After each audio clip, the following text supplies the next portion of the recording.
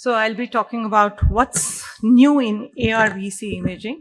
So arrhythmogenic right ventricular cardiomyopathy. Can I have the pointer, please? So as we all know, there has been a lot of paradigm shift in the diagnosis of ARVC, which is now called as arrhythmogenic cardiomyopathy rather than ARVC. This is because there have been significant insights into understanding the phenotypic expression of this disease. There's an evolution of concept. Earlier, this ARVC used to be called ARVD. This was supposed to be because of RV dysplasia. Then came, some more understanding, and then it was thought that ARVC is a cardiomyopathy actually and not a dysplasia, which is affecting exclusively RV. But now we understand it is a disease which affects not only RV but can also involve LV and sometimes both the ventricles. And hence now the terminology has been changed from ARVD to ARVC to now ACM, that is arrhythmogenic cardiomyopathy, which actually describes the entire spectrum of the phenotype variants which are there. So this is how, we have evolved from 84, 88. So there were criteria which were first described by the task force criteria, which were described for the imaging for making a diagnosis of ARVC, which it was called at that time. And then these criteria were modified in 2010. And now these have been again modified in 2020 after we have, have had a further understanding of this disease.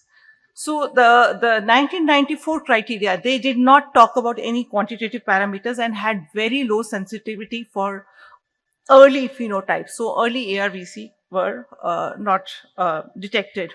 So 2010 also did not talk about the broader phenotypic variant, that is those patients who had left-sided involvement, and also it did not talk about something which was available at that time, that is LGE, that is the late gadolinium enhancement, which suggests fibrosis in the cardiac MRI. So we have these 2020 criteria which have been developed over 30 years by the cardiologists at the Medical School of University of Padua, and that is why they are called as Padua criteria. And this is an now international expert consensus document which is used to diagnose the arrhythmogenic cardiomyopathy. So it says that the arrhythmogenic cardiomyopathy is a heart muscle disease. So it's a cardiomyopathy which affects the RV, LV or both. And it is characterized by fibrofatty myocardial replacement that underlies the impairment of the systolic ventricular function and predisposes it to lethal ventricular arrhythmia. And this is regardless of the severity of the pump failure. So even if the patient may not be having too much bad LV ejection fraction, still because of this arrhythmias, this disease may be lethal. So if we look at this 2020 criteria, the most important addition as far as imaging is concerned is addition of LGE. LGE is something what we do is we give gadolinium contrast on MRI and we image at 15 to 20 minutes. So whatever is dead, whatever is fibrosed retains the retains the gadolinium, and this leads to late gadolinium enhancement. So this has been added to the Padua criteria, and it has said that this has a very high concordance with the endomyocardial biopsy, which is no longer suggested as a major criteria, but is recommended in only very few cases. And so this cardiac MR has actually replaced the need for doing biopsy for making the diagnosis of fibrosis, and also helps in identifying various phenotypic variants of ACM. So if we talk about the phenotypic variants, it could be either a dominant right vent variant, that is classic ARVC. It could be a biventricular disease involving both RV and LV, or it could be now there is a third entity wherein there is no RV involvement. So these are the patients who have dominant LV involvement or only LV involvement. So this is the criteria. So these are the criteria. These are modified from what we had in 2020. It again includes both RV and LV sets. So LV sets are something which is new in these criteria. And like the 2010 criteria, there are 6 categories in which the, criteria are described. So morphofunctional changes, tissue characterization, repolarization and depolarization, ECG abnormalities, ventricular arrhythmias, type of arrhythmias, family history and genetic testing. So because I'm going to talk about imaging, I'll be focusing on the first two categories. And these criteria are divided into major and minor. And based on that, you can put a diagnosis as possible, borderline, or definite, depending on the number of criteria which are being fulfilled. But what is important is that just seeing major criteria in the latter four categories will not help. You have to have at least one morphofunctional or structural criteria, that is imaging characteristic. One major criteria in the imaging imaging finding has to be there to have a definite diagnosis of ACM. So imaging plays a very important role here. So let's look at the Padua criteria. So if we are talking about the first two, the two categories which we see on imaging. So if we look at the RV involvement, initially regional wall motion abnormality was there, but only now what they have done is if there is only regional RV akinesia or dyskinesia, wall motion abnormality, it is minor. So you have to have a associated global RV dilatation along with the regional RV wall motion abnormalities to say it to be a major criteria. So it has to be with the dilatation. So this is something new. And if we talk about cardiac MR, like I said, LGE has been added. So you should have a transmural LGE, a stria pattern. So this marker is not working. It's barely visible. You have another one. So you have transmural LGE, so stria pattern of the LGE. So again, no focal involvement. You should have a stria pattern to say it as a major criteria of more than one RV segment. And there are limited indications for endomyocardial biopsy. Another major criteria is fibrous replacement of the myocardium in more than one sample with or without fatty tissue. यहाँ ठीक चल रहा है, white पे शायद नहीं दिख रहा. नहीं, I think it is not too bad. Oh, it is bad. Battery needs to be changed. And if we look at the LV criteria on the left side, you can see it's global LV dysfunction which is forming the LV criteria rather than regional wall motion abnormality. So the regional wall motion abnormality of the LV actually is the minor criteria. So for LV involvement, you have to have global LV dysfunction, and this could be either in the form of LV ejection fraction reduction or could be in form of a reduced global longitudinal strain as seen on echocardiography. So this is the major criteria. And again, the LGE has to be there to say it to be a major criteria. So the LGE and presence of global dysfunction are the major criteria as far as LV is concerned. And then you have other abnormalities which are there. So what is important is the epsilon wave has now been removed from the minor criteria. So initially earlier we used to say epsilon wave, oh, this fulfills one more criteria. So that has now been removed. So like I mentioned, the RV wall motion abnormality, but see initially this was one of the bigger criteria, but now it is relegated to minor criteria because they say this could be limited by potential misinterpretation. So something which appears as regional wall motion abnormality on echo or MR could be because of the operator misinterpreting it. So this has to be now associated with RV global dilatation.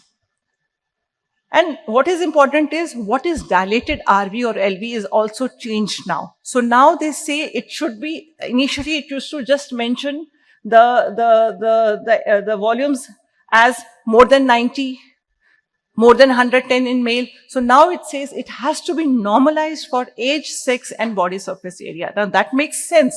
Our Indian population, we have some very petite patients. So for women, for men, and then there are separate criteria for athletes also. So you have much more higher volumes, much more higher ejection fraction cutoffs for athletes. So now the criteria are very clear for the normal, they are according to the normograms. Talking about structural myocardial abnormalities, so there is high degree of diagnostic specificity of LG, but a limited specificity. So better diagnostic accuracy by CMR can be done by combining this tissue characterization with wall motion abnormality. So combining the two will give you the best possible results. ECG, like I said, ECG epsilon waves have been downgraded to minor from the earlier major criteria. Also, presence of late potential is no longer included because it again has a limited diagnostic accuracy. So if we look at the changes which have been made, so regional wall motion abnormality of RV is now in isolation is now a minor criteria. To be a major criteria, it has to be associated with dilatation of the RV. RV LGEs has been now added. It was initially not there. Talking about LV, I talked earlier also. So global LV dysfunction has to be there either in form of reduced ejection fraction or abnormal strain. Regional is minor. Again, you have to have, when we say dilated, it is according to the normograms, and there are separate normograms for athletes here. Structural myocardial abnormality, presence of LGE more than, again, the stria pattern of LGE has to be there for more than one bullseye segment in two orthogonal views in the free wall or septum or both is classified as a major criteria. Focal or patchy LG is non-diagnostic in the absence of any other abnormal finding. So it has to be a stria type of. And there is another important thing, because we are talking about LV here, which was not there initially. For the LV, genetics is very important. So the patient presence of ACM, or ARVC in first degree relative, either on some diagnostic imaging modality or on autopsy, and identification of a pathogenic or likely pathogenic ACM mutation in a patient. So these are the major criteria. So how do you diagnose now? It has to be a two-pronged approach. So first step is you apply the multi-parametric approach to verify how many major or minor criteria of RV and LV are fulfilled. Only one major and one minor criteria of each category can be considered. You cannot take two major criteria from one category and label the patient as a positive patient. Second step, classify as which type is it? Is it RV type, LV, or biventricular type? So this is the summary of what you should be looking at. So if you have more than one major or minor criteria in RV, then if there are major or minor morphofunctional criteria, if it is not there, then it is of the LV, then it is labeled as ARVC. And in ARVC, you have to have two major or one major and two minor or four minor criteria to say it as definite ARVC. For borderline, it is one major plus two minor or three minor, or for possible, you have to have two minor criteria. For biventricular, it is two major, similar, just like RV only. But important is for the LV to be there, you have to have major structural LV criteria, and it has to be accompanied by a genetic mutation, which with the criteria which I mentioned, to say it to be ALVC only. So the clinical, how has this impacted, the diagnosis? So what has been found, this is a paper which was published in 2022 only. So it has looked at 112 patients. So of these 87 patients who were definite, 87 patients who were definite ARVC actually also had LV involvement, and then 51 out of them were classified as biventricular ACM. Borderline, again, it was they were of the 15, 11 of them could be labeled as either definite or biventricular ACM. Possible ARVC, 7 of them were classified actually as ALVC. So it does make a difference, helps you reclassify and further take care of your borderline cases. So take home messages. So there was a underdiagnosis for 4 decades, and because of this was because of specific diagnostic criteria for left-sided variants, which is now taken care by the Padua this thing. And it is these criteria are heavily dependent on imaging, and it is important that we use them for further refining and to correlate with the to have a good correlation with the therapeutic management. Thank you very much.